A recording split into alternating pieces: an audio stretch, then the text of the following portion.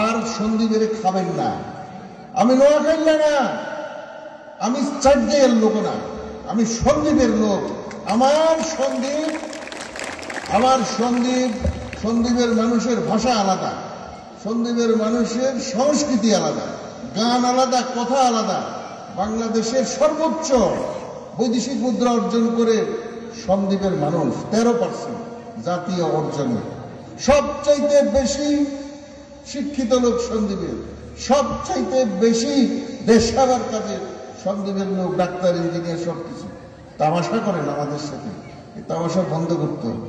প্রয়োজনে চর টর সবকিছু মিলে একসাথে করে সন্দীপকে জেলা ঘোষণা করতে হবে।